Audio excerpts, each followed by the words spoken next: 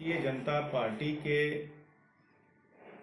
रघुवर सरकार पिछले 5 वर्षों से ओबीसी एसटी के अधिकार के नाम पर राजनीतिक रोटियां सेकने का काम किया है।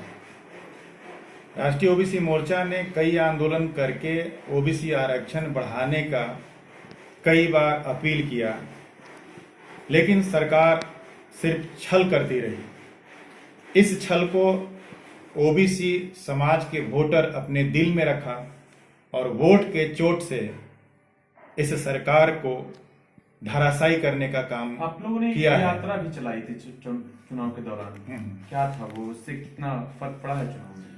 निश्चित ही हम लोग आरक्षण बढ़ाओ न्याय दो यात्रा करके अपने समाज को जागृत किया और जो राजनीतिक दल हैं उनको भी ये एहसास कराया कि ये समाज के जो मुद्दे हैं, आधी आबादी है इस राज्य का ओबीसी समुदाय, इसके मुद्दे का हल होना चाहिए।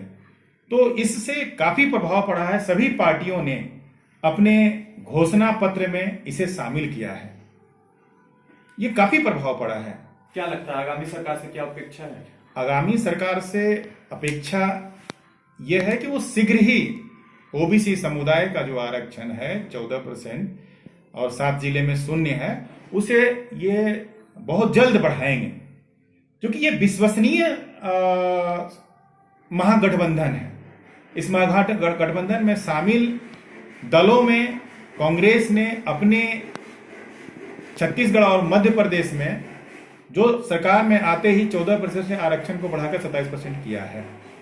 और हम लोग के आंदोलन के प्रभाव से माननीय हेमंत सोरेन जी ने पूरे राज्य में समाज के साथ आश्वासन दिया है कि हम आरक्षण बढ़ाएंगे। मोहम्मद अल्तमस जी हो गए, महासचिव हो गए ये, और हमारे छात्र मोर्चा के नवीन आकाश बाबू हैं, हम आप लोग को परिचय करा रहे हैं, परवेज अख्तर जी हो गए, और बाकी आप सब लोग का परिचय।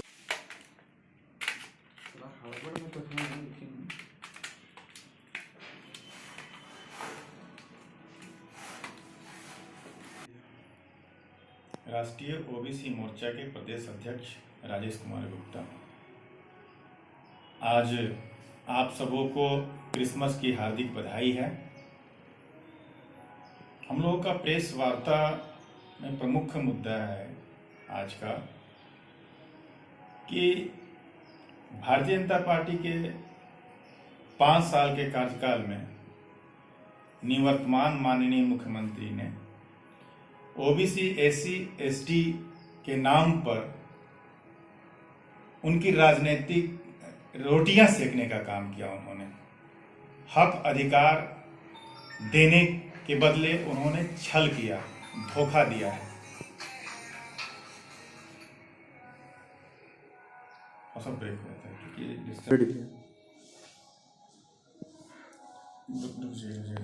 रेडी। उनके इस वादा खिलाफी को ओबीसी वोटर अपने दिल में रखी थी और वोट के चोट से उनकी गद्दी को से महरूम करने का काम किया है।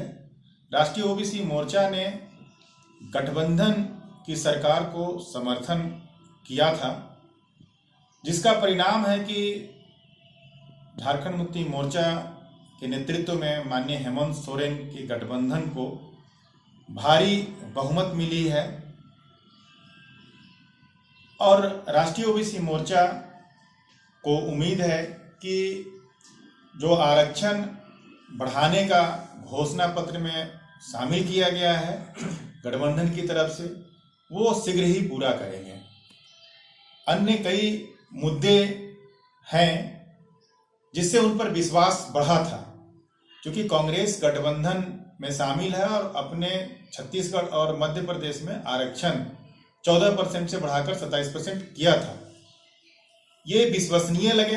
और दूसरी तरफ जो है 5 साल सत्ता में रहने के बावजूद भी माननीय निवर्तमान मुख्यमंत्री ने सिर्फ धोखा ही दिया, जिसका परिणाम सामने है। हम लोग गठबंधन के सभी नेताओं को हार्दिक बधाई देते हैं और जो जीत कर आए हुए हैं जितने माननीय विधायक, उनको भी हार्दिक बधाई है। और जिस उद्देश्य से ये समाज ने उन्हें जिताया है, उस पर वो खरे उतरने का मैं अपील करता हूं। उनके मुद्दों को हमेशा सदन के पटल पे आना चाहिए।